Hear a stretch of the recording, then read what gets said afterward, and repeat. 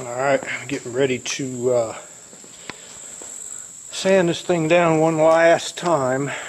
I took this back bumper off. It's sitting right there. I'm gonna wipe, wash all this stuff down, pressure wash everything, get that trunk seal out of there, and I will actually tape up on the inside of the car so no overspray will come in any holes and get up into the inside of the car. This front door was out of adjustment, so I had to cut my paper, open the door. I had to adjust this door. I got to take these two fenders back off.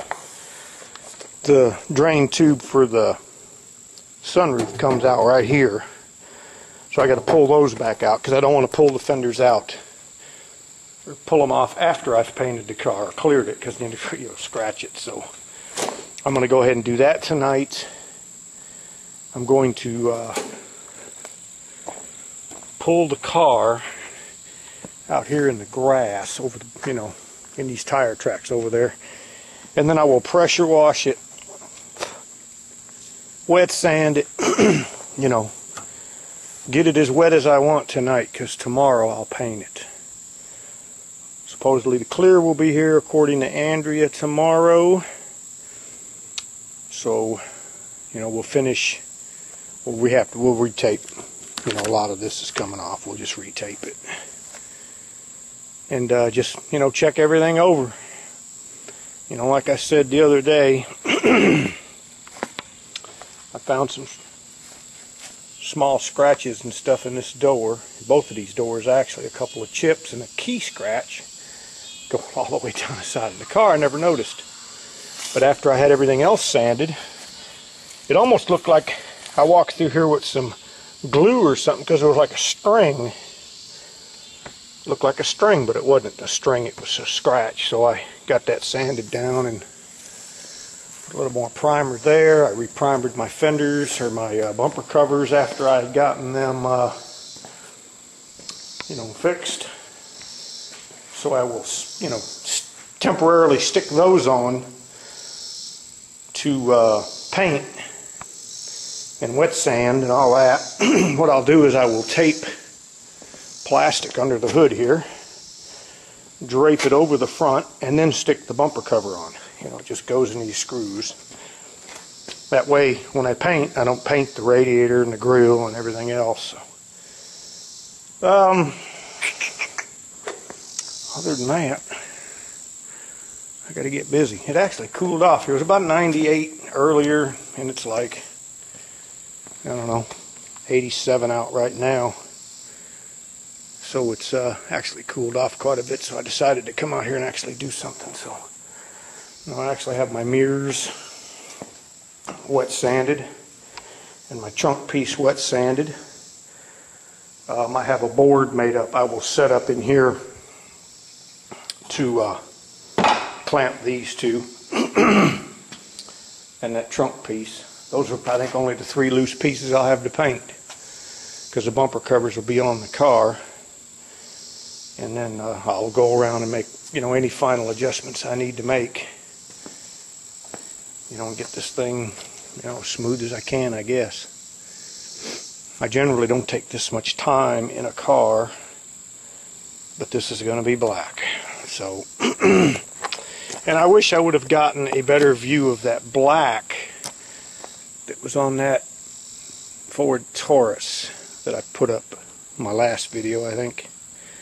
Because it was, it's a really cool color up close. From a distance it looks black. But if you get up here where the light shines on it, it's almost kind of transparent with a ton of silver flake and pearl in it. It's just totally obvious. It's called 2011 or 2012 Ford UE is the code. Because, like I said, I bought the 2 quarts that somebody, ordered and didn't pick up. I got those 2 quarts for $20. Well, I didn't want to take a chance at just 2 quarts to paint the car, even mixed up. that would give me, well, a little over 3. So I went and bought 1 quart, and I took a picture of the label and the paint code and took it down to her, and she knew exactly what it was as soon as I showed her the label, and she went and mixed me up a quart. So now I've got over a gallon in a quart mixed up. So that's plenty of paint. You know, that'll leave me paint for touch-ups if I have to do any touch-up work or anything like that. So anyways, let me try and get something done. This is what I'm talking about. These things here, they would pop right out. If I had some oil, I could spray on them, but I don't want to spray no lubricants on this car, being that I'm going to paint it. So you got to reach in there with your long hemostats, because it's inside this box here, and make sure it's cleared out while you can get to it, because this is the number, probably 50% of the reason these cars will flood is because you'll leave the windows cracked or the sunroof cracked, and leaves and twigs, and you see all the crap that builds up under here, okay? It's the same thing with these. I mean, it'll get started in there, then the rainwater will push them down, and these things here are very flexible to let the water out. Don't blow from up there down, because the tube is pushed in the rubber this way. If it's plugged and you blow in it and you blow it off, it sucks to be you, buddy. Because these things run through these tubes, you'll have to take these things apart. You may have to pull the headliner down to get them pushed back on. But if you blow upwards, you know, you're less likely to blow them off. I bought an Eldorado. I don't know if anybody's ever seen the pictures of my Camaro, or not my Camaro eater, but my Mustang eater. I had a 93 Eldorado with a 350 horse North Star V8 in it. That it was absolutely flawless. But the owner got tired of the carpet getting wet. You know, they took it to the dealership and they wanted like $2,000 to replace the sunroof, and all it was these things were plugged up. That's it.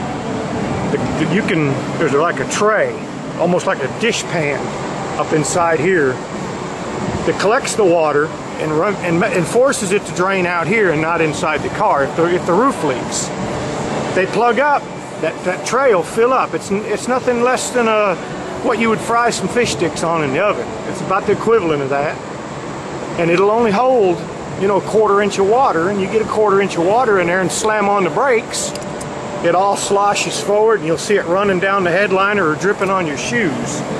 But there's your lesson on sunroof drains. There's actually 4 drains, 1 in each fender. Let's see how that opens up, lets the water out. Okay, you got to make sure them are open. What you can do, easiest way to do it, get your spray bottle or some Windex. Pour some Windex in this corner drain. You can't see them on this car because I have it cardboarded up. This one don't have a battery, but you'll see a little drain tube up in here. Pour some Windex in this corner and watch to see if anything drips on the ground down here. Okay? You see stuff dripping on the ground? Chances are this drain's open. Do all 4 of them that way.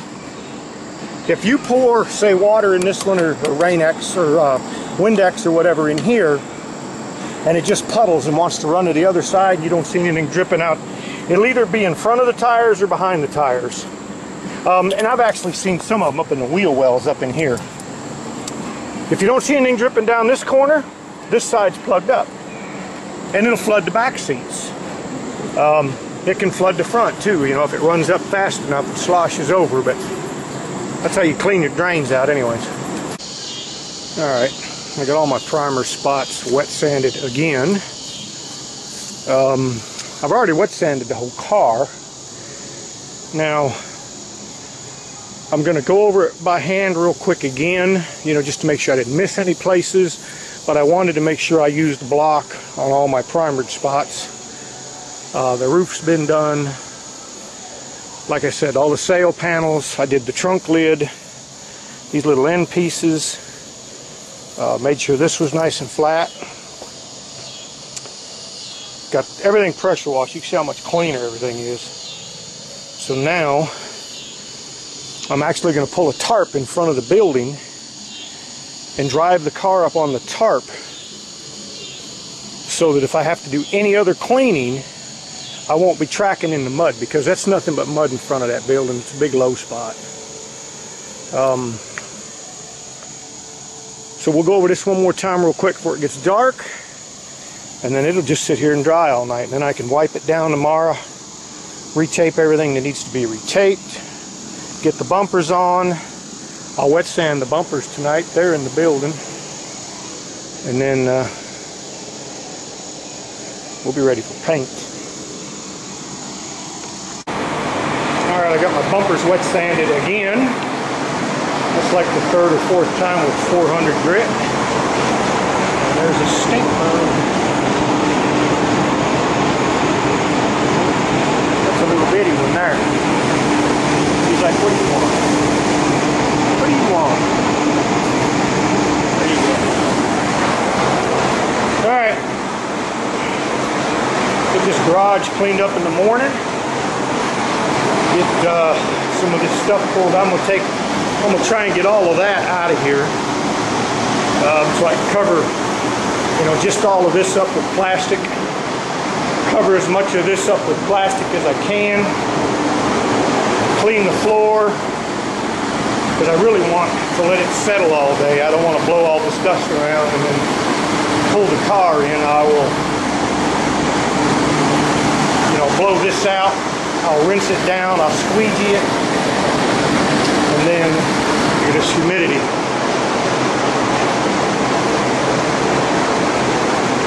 90%. And it's only about 80 out right now. And I'm soaking wet.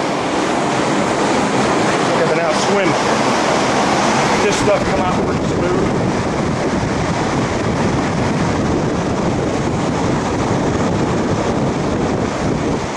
Where the stink bugs at.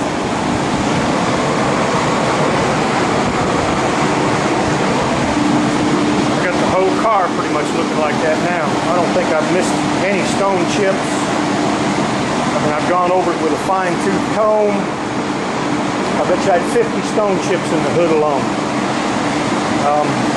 This bumper cover was kind of banged up in the center section where the license plate would have went from people scratching into things. Back bumper had a couple small cuts in it that I've repaired. And then they actually come out pretty good, actually. That's why I ripped the other bumper cover off. Put this one on. I know that fan is noisy as shit. It's hot in here. So I'll get all this stuff in the building tomorrow. Well, I missed a spot. The wet sanding paper back out and hit it real quick.